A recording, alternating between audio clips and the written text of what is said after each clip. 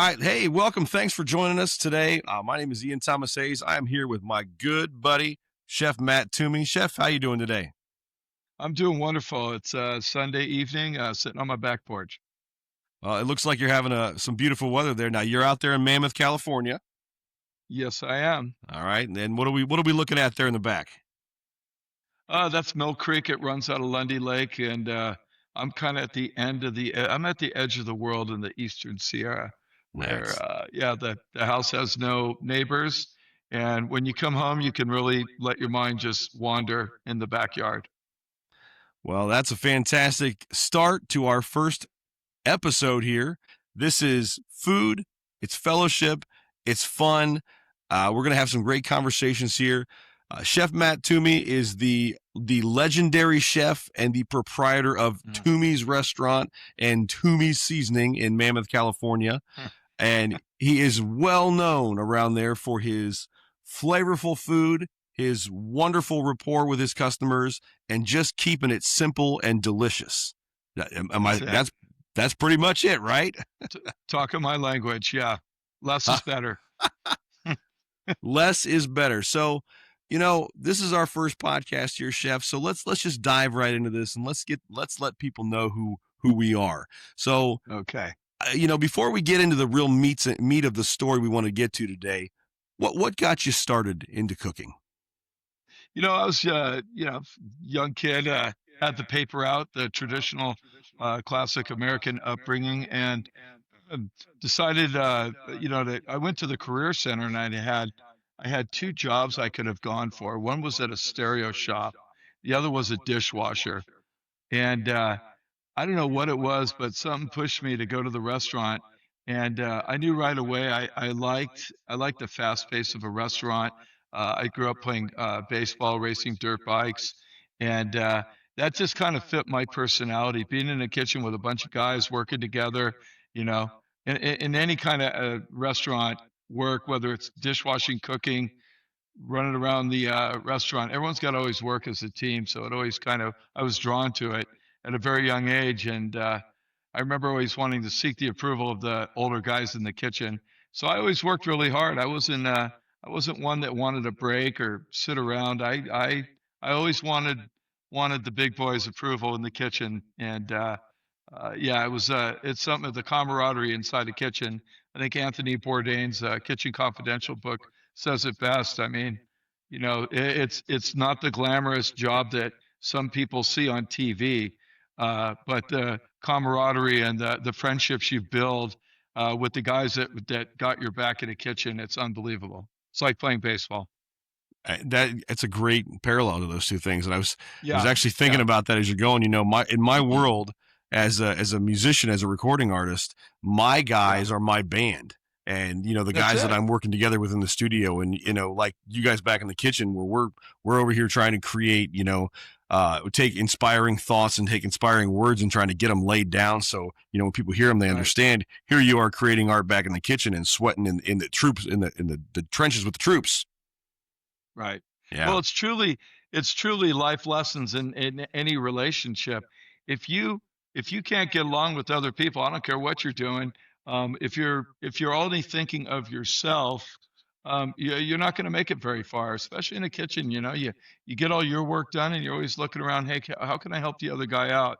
And it's for the people that find that rewarding. They're successful, whether it's in a restaurant, in a band, or anything else. But you tend to, the waiters and those at the front of the house people, that could get a little cutthroat because every table's there how they make their income. But in a kitchen, everybody's got to work together to make the product go out, or you're a losing operation. So, have you ever worked on the front side of the house? You ever done the serving side of stuff? I try not to.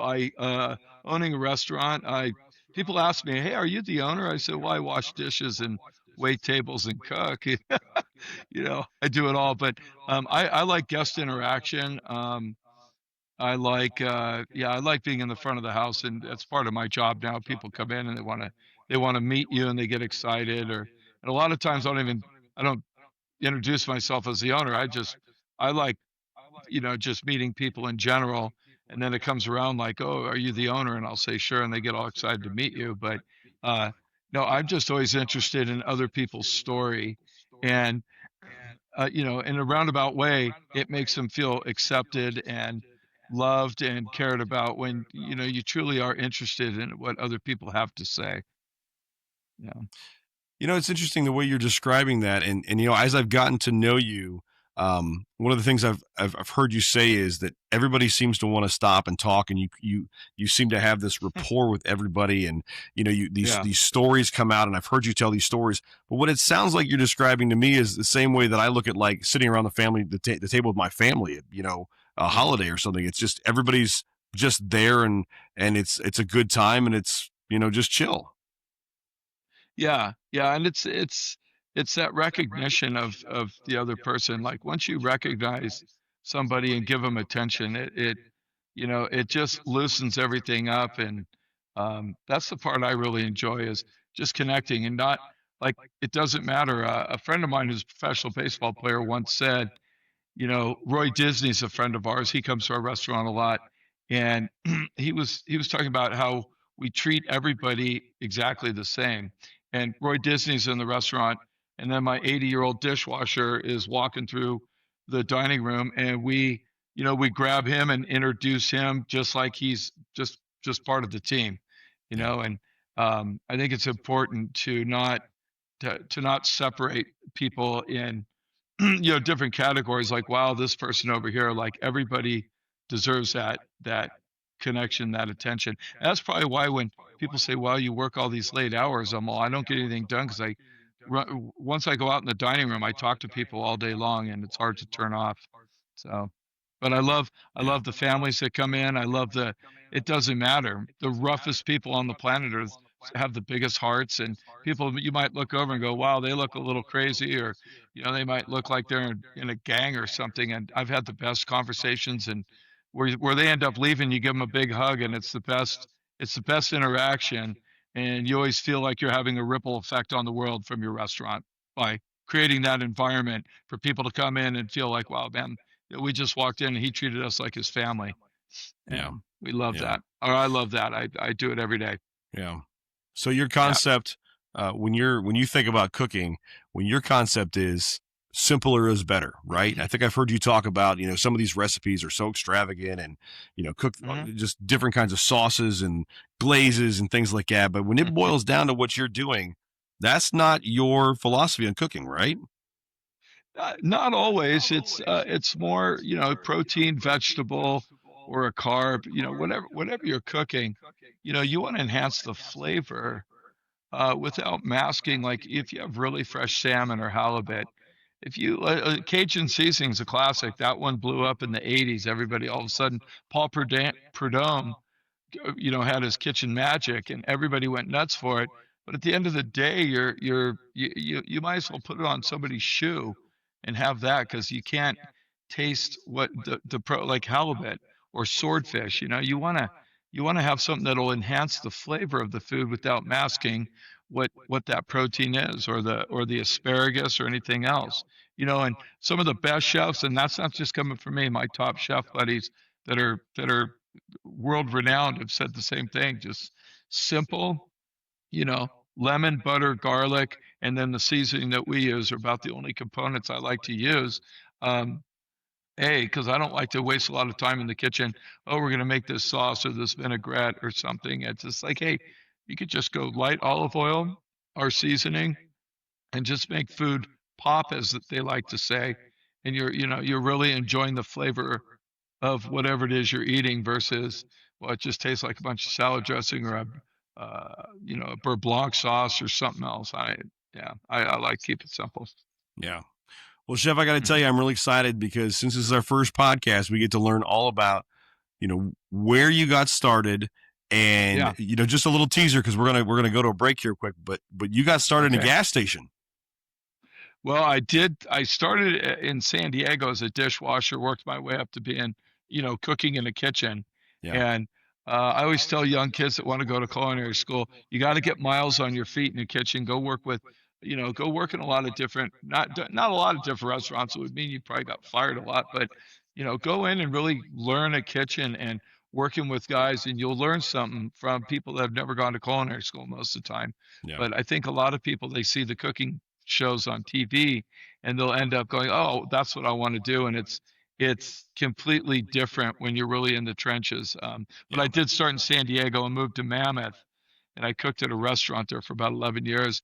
And through, through what life throws you, curveballs, the path led me to a mobile gas station out in the middle of nowhere in Yosemite National Park, Yep. which I walked in day one, and from the ground up, we built a very successful restaurant there. Okay. Well, that's cool, and we're gonna get to that, but we're gonna go back here to a quick message from our sponsors, Toomey Seasonings, Mhm. who is helping us present this program and bring us out here. So we'll be back here in just a second. We're gonna get to that mobile gas. Toomey Seasoning is a special blend of spices created by Chef Matt Toomey. It's a blend of kosher salt, garlic, pink peppercorn, and crushed black pepper, and it is delicious. It's a great addition to any meal, as well as a great addition to any care package for someone heading back to school.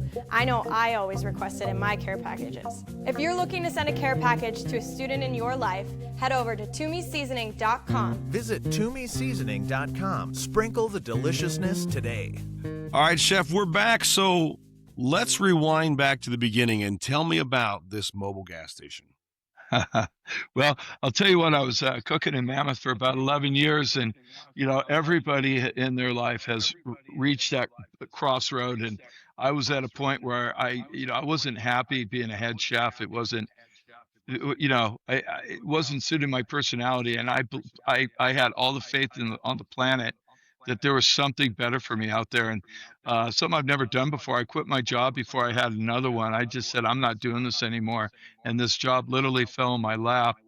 Guys building Yeah. a gas station out on Tioga Pass, and I kind of walked in when they were, they were still putting up shelves and wasn't ready to go, but they were looking for someone to open up a deli. They said, "Look, we want to open this deli," and so I ended up running back to town. I wrote up a little proposal, and I told them, I said, "Hey, you know what? I know you guys don't have a lot of money. You spent your life savings on this. Pay me $10 an hour, and I'll come in, and can I just work every day? I just want to work." And they said, "Absolutely. You're hired." And they walked away. I went and I bought I borrowed a meat slicer from a chef buddy of mine, and came back the next day and ordered up some turkey, roast beef, and ham. And Wow. I looked over at the guy's wife, and she was so stressed out about no money coming in, and it was all going out starting a business. I started day one by just slicing meat and making turkey, roast beef, and ham sandwiches. And I would go out, and I think I would explain this in public speaking before. People are motivated by two things, either inspiration or desperation. And that was a point in my life where I was very desperate. And I'd go in there every day like this could be my last day and I have to make this work. And luckily for me, I'm not afraid of people. And I'd go outside while people are pumping gas. I'd say, hey, before you guys go to Yosemite, come on in, grab a turkey sandwich, got roast beef, ham, whatever you want.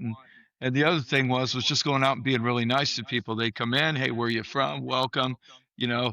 And with that mindset, and the owner was a contractor. We together, as we progressed, about a week later, he went out and bought a barbecue, a gas grill. And he said, "What could you do with a gas grill?" I said, "Let's get cheeseburgers going."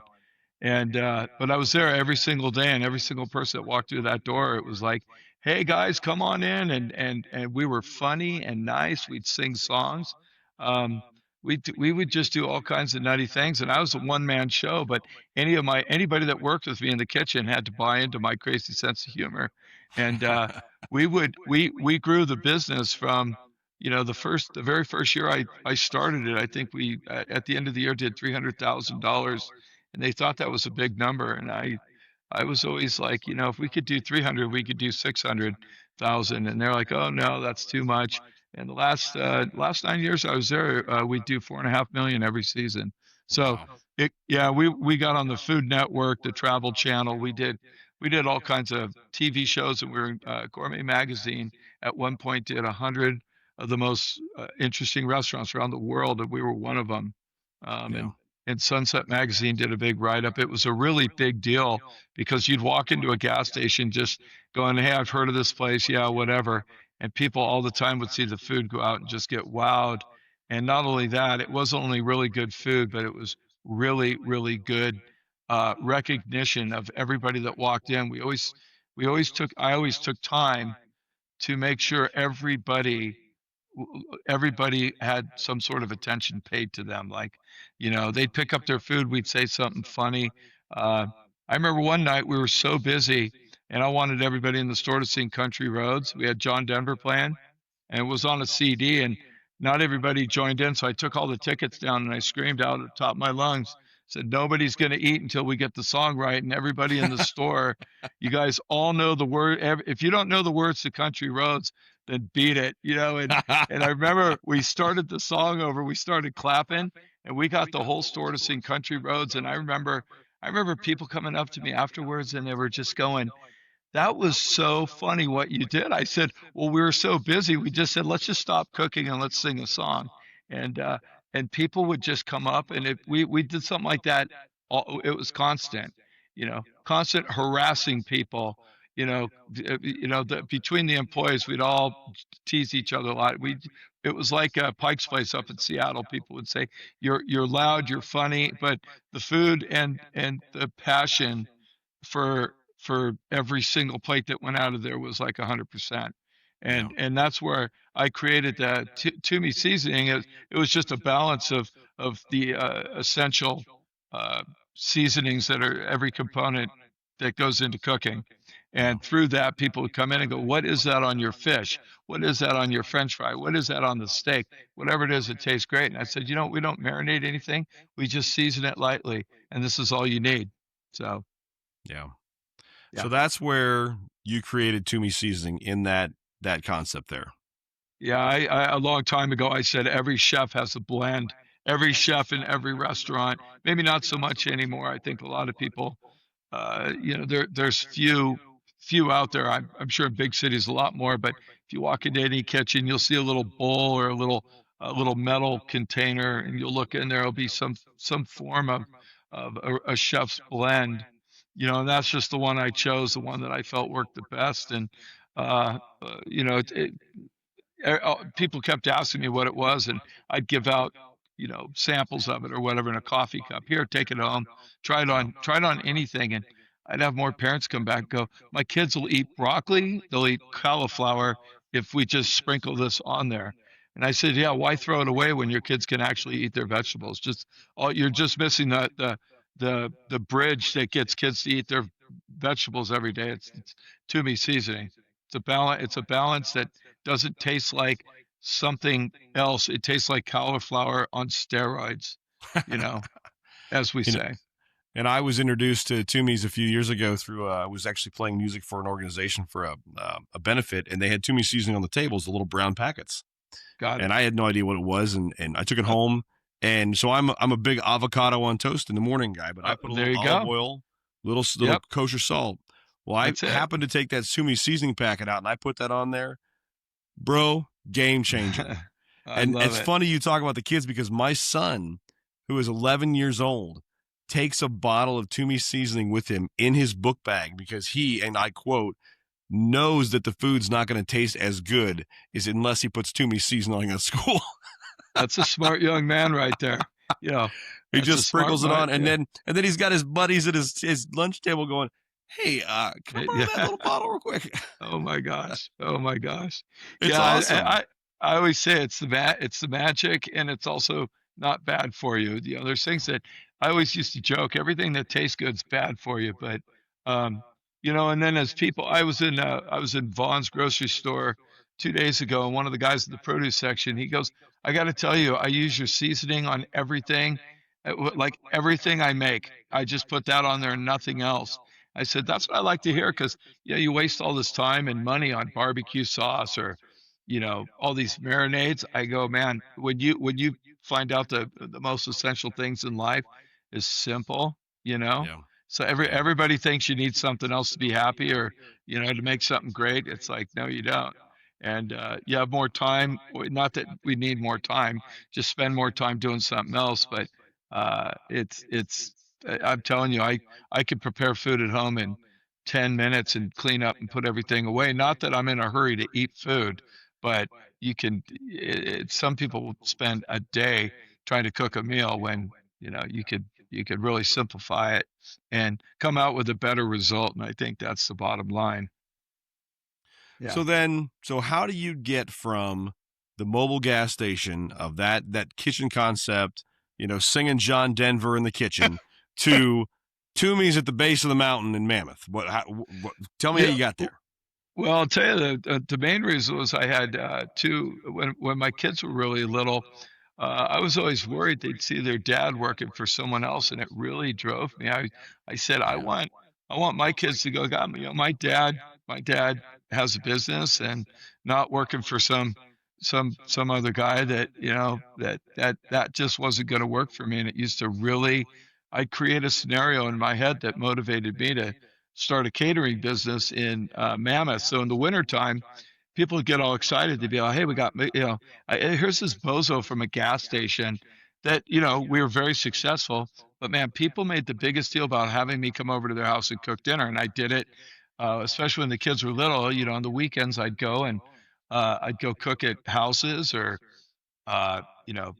events or whatever. And they they always were like, we got Matt Toomey coming over, and I hated it because I'm all I don't know, I'm not going to pull a rabbit out of my hat, I can tell you that, but I'll come over and I'll be charismatic and entertaining, and we always had a good time, and people would pay me a ridiculous amount of money to come over to the house, make dinner, and tell stories, and they all Yeah. want to know about all the celebrities that we'd meet and cooking, and it was really fun. And then through that, there was a private residence club that was being built, and I started through it's like these high-end condominiums. I started doing a business where every night I'd go to a room and cook dinner for 4 to 10 people, didn't matter.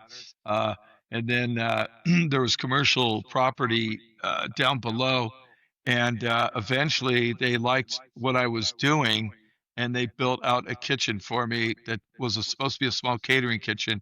And eventually, through the popularity, we opened it up and got tables and dining room and everything. We have a small little restaurant now called Toomey's. And the reason why we called it Toomey's, I didn't even want to, but the brand we already built up at the mobile gas station. At one point, it was called Tioga Toomey's from Tioga Pass, Yosemite National Park. So it was, and the reason why they called it Tioga Toomey's is that's what people called me when I started cooking at a gas station to make fun of me. And nothing fires me up more than if you're going to make fun of me, I said, boy, you better get it all out right now because I love it. I'm very competitive. I said, you're going to and making fun of me is easy. No one has a face like this. You can make fun of it all day. But I'll tell you one thing, and I won't insult your family or your mom, but I'll come after you, and I enjoy it. Yeah. It's like anything. If someone says, "Oh, try that," I'm competitive, but I also like to allow other people to show me something new. I think it's great. So, but That's yeah, awesome. The Tioga Toomey thing.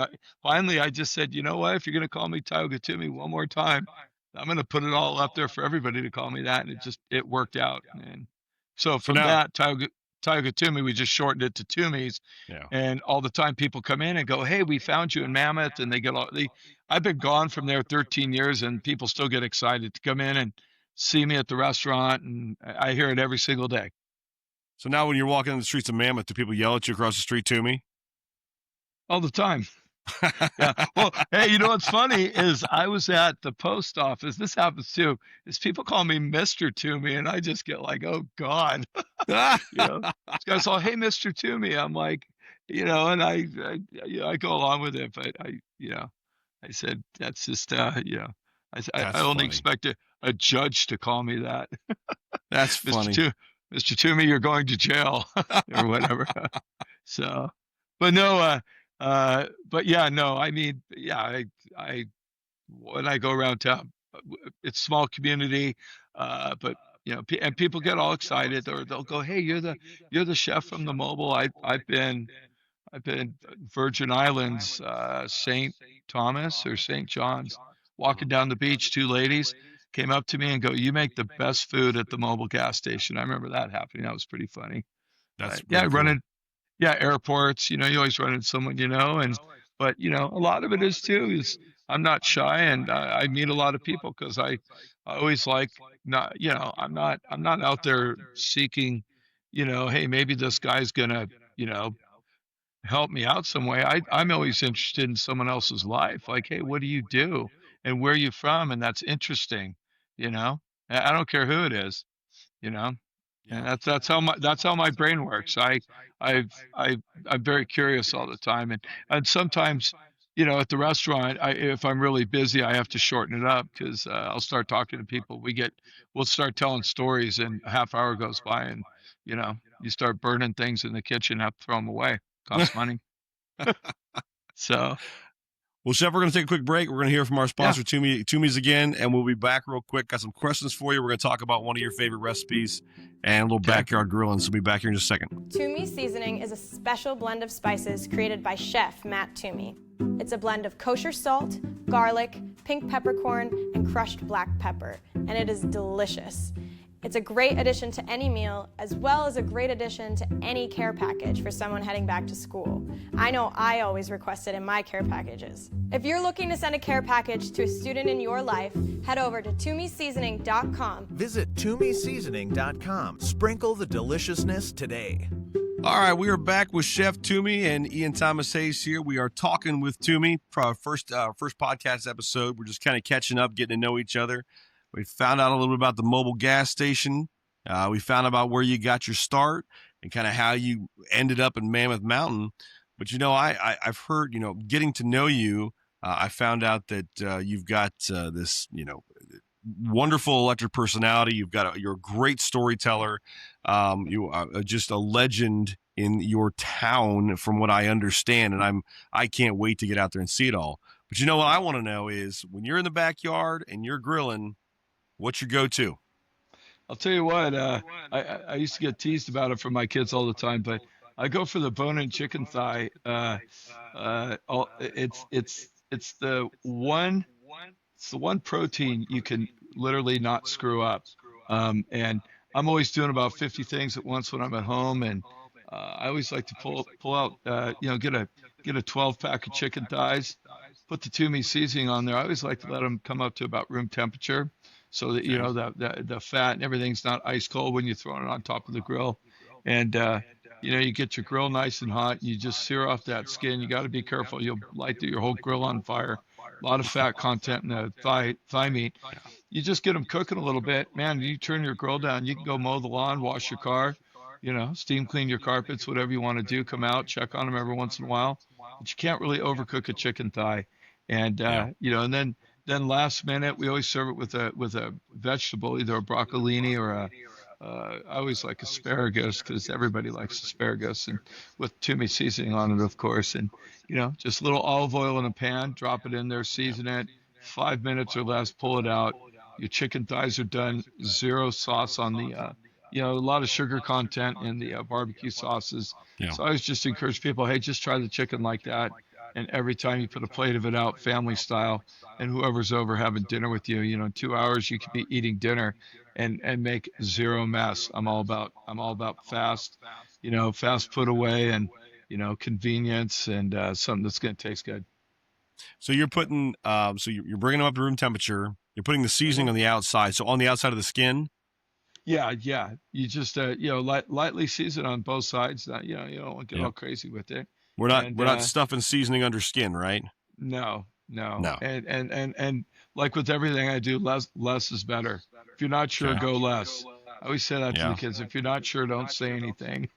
But if if you just leave them out, let them get nice and room temp a little bit. Don't throw something cold, whether it's steak, fish, or anything.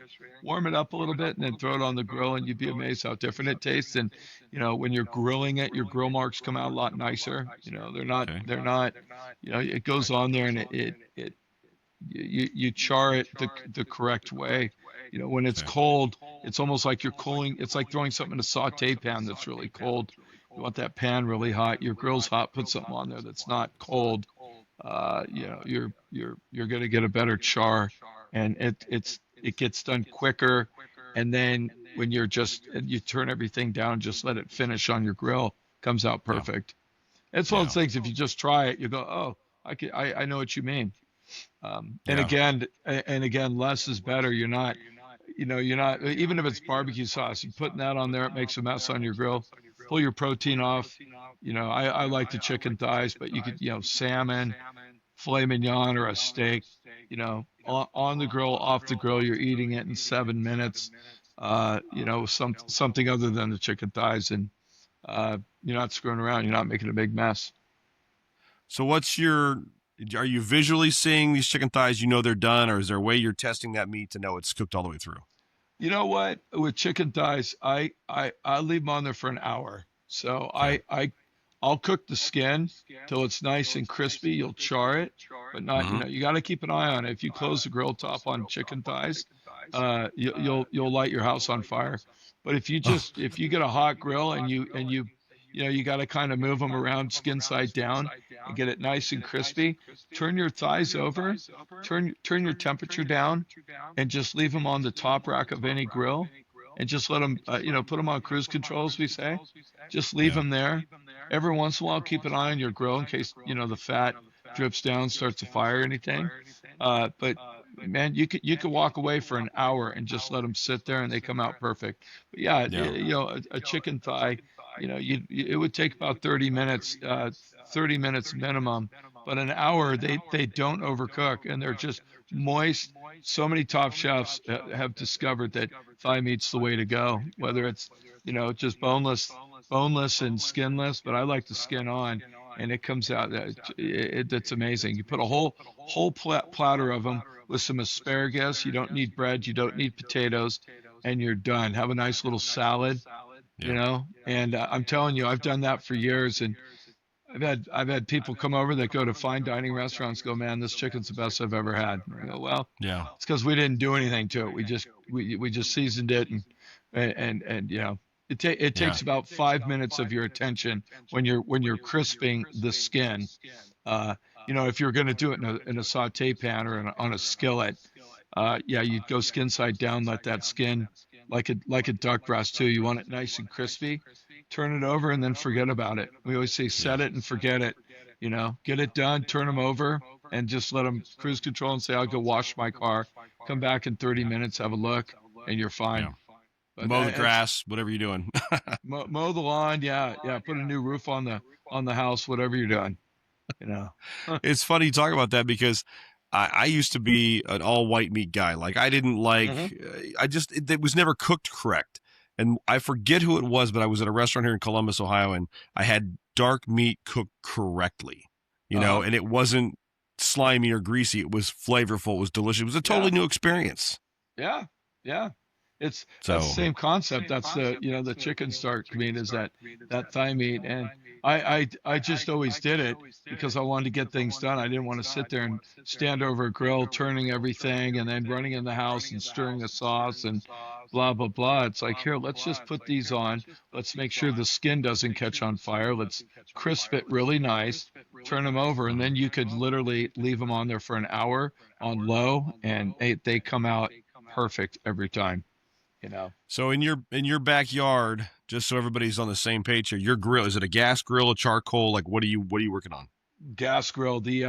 I do like the green egg if I had the time. I don't own one. My friends that have them, those get really hot. Those get 700 degrees. So if you're gonna say a tomahawk steak or a thicker steak that you're gonna want to really char on the outside, boy, something like that. But for a gas grill, it's a lazy man's barbecue. You just turn it on and but you could get the grill marks, and the char is where that flavor comes from. You get it on a gas grill, no problem. The mesquite, the green egg, usually you put in a mesquite charcoal. You get it really hot. Then you're dealing with having to put the fire out. It's a little bit more prep time. But I like a gas grill you could turn on. You could grill vegetables on it. You could grill, the chicken and then turn it off and be done. So. It's funny you bring up the tomahawk steak because I'd never had a tomahawk. I had fillets, sirloins, things like that. And I always order my steak rare. That's what I want. I want that. But I was in a restaurant in St. Augustine, Florida, and I ordered a tomahawk for the first time. I was 45 years old. And he asked me how I want it. I said, I want it rare. And he said, whoa, buddy, hold on. Let me explain this to you. Never really understood the whole let's let the fat render, let's let it cook. So you really want something like that medium, so you get a better, that's what they explain, and you get a better flavor on that. I mean, is that? Is that correct?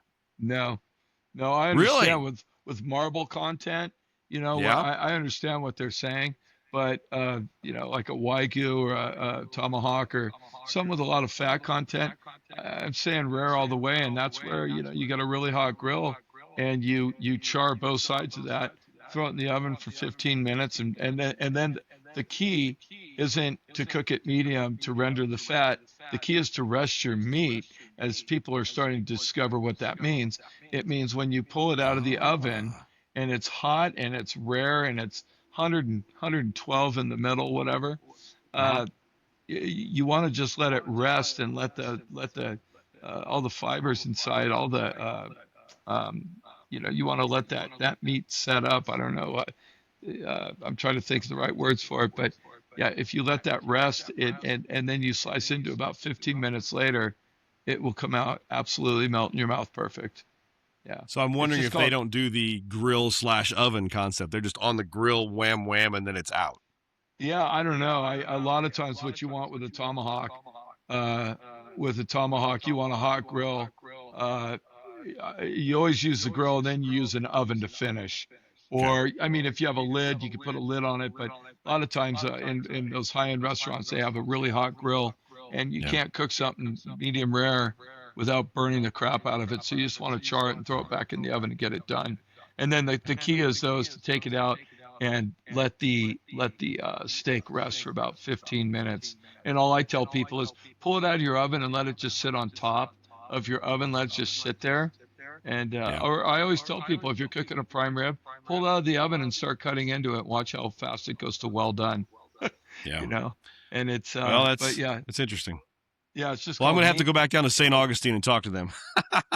Yeah, and I'd be interested to. I mean, I've had arguments with customers that challenge my, what we're doing with food, and I always allow people to be right in their own mind. I just usually, if someone's telling me a different way to do something, Yeah. you could listen and try it and go, wow, that's a good point, because most of the time I'm wrong. So I always tell people I'm not right very often. So, you know, but with Well, the way I've been explained is when you're talking about chefs and you're talking about cooking and the culinary arts, it's a science. And uh I'm if I got somebody coming and work on my plumbing and I don't know what I'm doing, I'm going to listen to them. So I'm listening to the chef. Right, right. Well, and sometimes people, especially when I was at the gas station, I was out in the public eye a lot more, and you'd always have guys coming in telling you how they make something, and it's not that Mhm. I got tired of it, but you're going. It was just I wanted to talk about baseball or something else because I cooked all day, and they'd go, Yeah. "I make the best short rib," and I would always go, "I bet you do, I bet you do," and then they'd want to tell Yeah. you the recipe, and I always like to give people proper attention. Sometimes I can't. Yeah. When you're going, I don't Yeah. want, tell me about the car you're driving. Tell me about something other than cooking. I don't want to hear it. Yeah. But yeah, everybody's got a good idea too. So you don't ever want to just write somebody off if they don't know what they're talking about. So, Yeah. Well, that's hmm interesting. yeah. Well, Chef, I'll tell you what, we are coming to the end of our time for today, but we have got a Okay. lot more planned for everybody who's joining in. Thanks for checking us out the first time. I Yeah. want to ask you, I've got one more question for you, but Let's on do our it. next podcast, we're going to keep this rolling here. We're bringing in one of your buddies, MLB All-Star, Kansas City Royals first baseman for 16, 15 years, Mike Sweeney. Oh yeah. Oh yeah. And Yep. what's funny is what's crazy is he was the most dominant hitter and defensive man in Major League Baseball when he played, and it's when you meet him, you will realize how important your faith in God is. With a man like him, he's a man amongst he's the most incredible guy you're ever going to meet.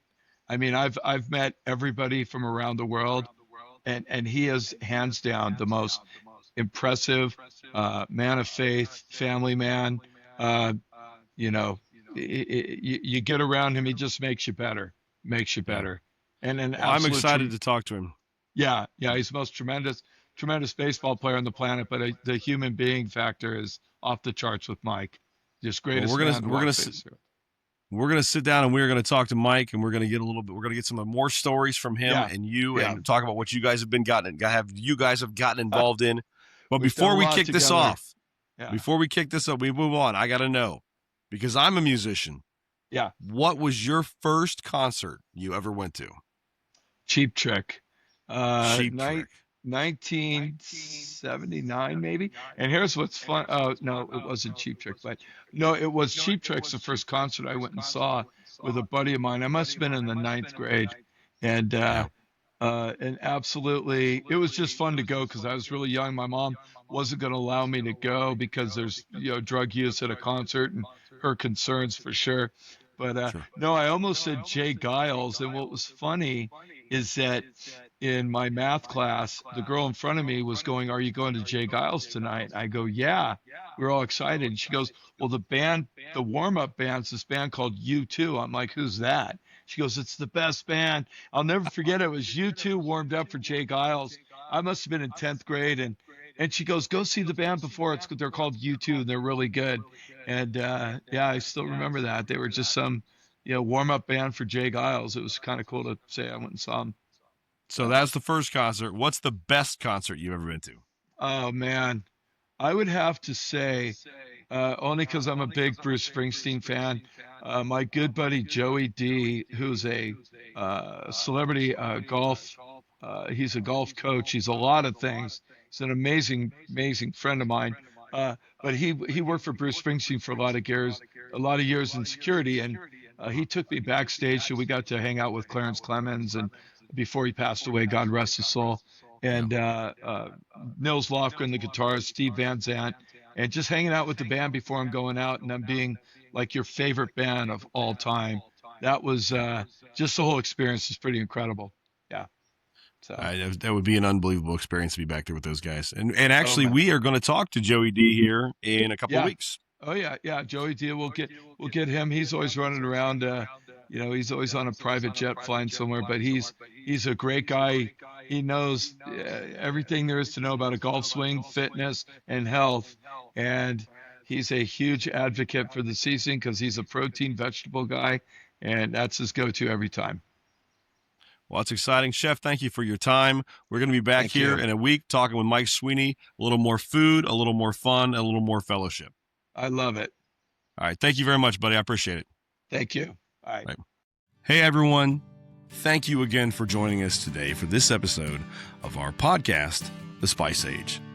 My name is Ian Thomas Hayes, and I am the co-host of the podcast, along with my good friend, Chef Matt Toomey, the creator of Toomey's Seasoning and the chef for Toomey's Restaurant in Mammoth, California.